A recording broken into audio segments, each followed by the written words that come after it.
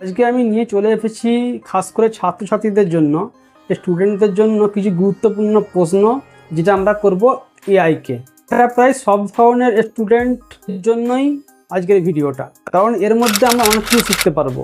আমি যে প্রশ্নগুলো এআইকে করেছি সেগুলো আমি তোমাদেরকে একটুখানি বলে শোনাচ্ছি, তোমরা নিজেরা ঠিক করো যে তোমরা কোন স্টুডেন্ট কী নিয়ে পড়াশোনা করছো, এই প্রশ্নগুলো জানতে কোনোদিনও তোমাদের আগ্রহ ছিল কিনা। আমি যেসব প্রশ্ন এআইকে করেছি তার মধ্যে 1 নাম্বার হচ্ছে, অবশ্যই সবগুলো প্রশ্ন আমার শিক্ষামূলক প্রশ্ন। 1 নাম্বার হচ্ছে নিউটনের তৃতীয় সূত্র কী। 2 নাম্বার বাংলাদেশের জাতীয় ফুল, ফল ও প্রাণী কী কী। 3 নাম্বার পৃথিবীর সবচেয়ে বড় ও ছোট মহাদেশ কোনগুলো। 4 নাম্বার মস্তিষ্ক আমাদের কিভাবে কাজ করে। 5 নাম্বার হৃৎপিণ্ড কিভাবে রক্ত পাম্প করে। 6 নাম্বার রক্তের গ্রুপ কত ধরনের এবং তার গুরুত্ব কী আছে। 7 নাম্বার হচ্ছে কিডনি কিভাবে শরীর থেকে বর্জ্য এঁকে ফেলে। এই 7টা প্রশ্ন আমি একে করেছি, আর এর উত্তর শুনে ভাই আমি তো পুরো অবাক। এই 7টা প্রশ্নের মধ্যে তোমরা কোন প্রশ্নে বেশি আগ্রহী অবশ্যই কমেন্ট করে জানাবে। একটা লাইক দিয়ে দেবে ভিডিওটাকে, মানে ভিডিওটা প্রচণ্ড হেল্পফুল হতে চলেছে, প্রচুর উপকারী হতে চলেছে। আর চ্যানেল নতুন হলে চ্যানেলটা সাবস্ক্রাইব করে নেবে, যারা সাবস্ক্রাইব করেছে অসংখ্য ধন্যবাদ। চলো আর দেরি না করে শুরু করা যাক। নিউটনের তৃতীয় সূত্র কি? নিউটনের তৃতীয় সূত্র অনুসারে প্রত্যেক ক্রিয়ারই একটি সমান ও বিপরীত প্রতিক্রিয়া রয়েছে।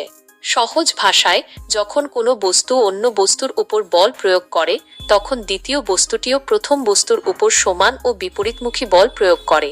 যেমন আমরা যখন হাঁটি তখন আমাদের পায়ের দ্বারা মাটিতে বল প্রয়োগ করা হয় এবং মাটিও আমাদের উপর সমান ও বিপরীতমুখী প্রতিক্রিয়া বল প্রয়োগ করে, যার ফলে আমরা সামনের দিকে এগিয়ে যেতে পারি। আচ্ছা, আপনি আমাকে বলুন বাংলাদেশের জাতীয় ফুল, ফল ও প্রাণী কি কি? বাংলাদেশের জাতীয় ফুল হলো শাপলা, ফল কাঁঠাল, আর জাতীয় পশু হলো রয়্যাল বেঙ্গল টাইগার। আপনার আর কিছু জানার থাকলে জিজ্ঞাসা করতে পারেন। আচ্ছা, পৃথিবীর সবচেয়ে বড় ও ছোট মহাদেশ কোনগুলো? পৃথিবীর সবচেয়ে বড় মহাদেশ হলো এশিয়া এবং সবচেয়ে ছোট মহাদেশ হলো অস্ট্রেলিয়া। আপনি কি এই মহাদেশগুলি সম্পর্কে আরো কিছু জানতে চান? না, আপনি আমাকে বলুন মস্তিষ্ক কিভাবে কাজ করে। মস্তিষ্ক একটি জটিল অঙ্গ যা আমাদের শরীরের সবকিছু নিয়ন্ত্রণ করে। এটি স্নায়ু কোষ দিয়ে তৈরি, যা একে অপরের সাথে সংকেত আদান প্রদান করে। এই সংকেতগুলি আমাদের চিন্তা করতে, অনুভব করতে এবং কাজ করতে সাহায্য করে। মস্তিষ্কের বিভিন্ন অংশ রয়েছে, প্রতিটি অংশের নিজস্ব কাজ রয়েছে। উদাহরণস্বরূপ, সেরিব্রাম চিন্তা, স্মৃতি এবং সমস্যা সমাধানে জড়িত, যখন সেরিবেলাম ভারসাম্য এবং সমন্বয় নিয়ন্ত্রণ করে। আচ্ছা, এবার বলুন হৃৎপিণ্ড কিভাবে রক্ত পাম্প করে। হৃৎপিণ্ড একটি পেশিবহুল অঙ্গ যা সারা শরীরে রক্ত পাম্প করে। এর 4টি প্রকোষ্ঠ রয়েছে, 2টি অলিন্দ এবং 2টি নিলয়। অলিন্দগুলি রক্ত গ্রহণ করে এবং নিলয়গুলি রক্ত পাম্প করে। হৃৎপিণ্ডের ভাল্বগুলি রক্তকে একদিকে প্রবাহিত করতে সাহায্য করে। এই প্রক্রিয়াটি সারা জীবন ধরে চলতে থাকে। ভালো উত্তর। আচ্ছা, এবার বলুন রক্তের গ্রুপ কত ধরনের আর তার গুরুত্ব কি কি আছে। রক্তের গ্রুপ প্রধানত 4 প্রকার, এ বি এবং ও। রক্তের গ্রুপ জানা জরুরি, কারণ এটি রক্ত পরিসঞ্চালনের জন্য প্রয়োজন। ভুল গ্রুপের রক্ত গ্রহণ করলে মারাত্মক স্বাস্থ্য সমস্যা হতে পারে।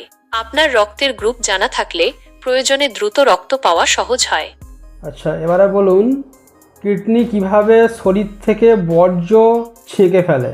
কিডনি আমাদের শরীরের ঢাকনির মতো কাজ করে।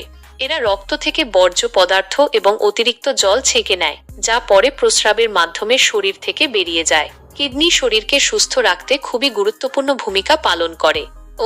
আর আপনাকে মনে করিয়ে দেওয়ার জন্য বলছি, আমি চিকিৎসাগত পরামর্শ বা রোগ নির্ণয় প্রদান করি না। আপনার সবসময় একজন চিকিৎসা পেশাদারের সাথে কথা বলা উচিত। আপনার সঙ্গে কথা বলে খুব ভালো লাগলো। আমারও খুব ভালো লাগলো। আপনার যদি আরো কিছু জানার থাকে তাহলে জিজ্ঞাসা করতে পারেন।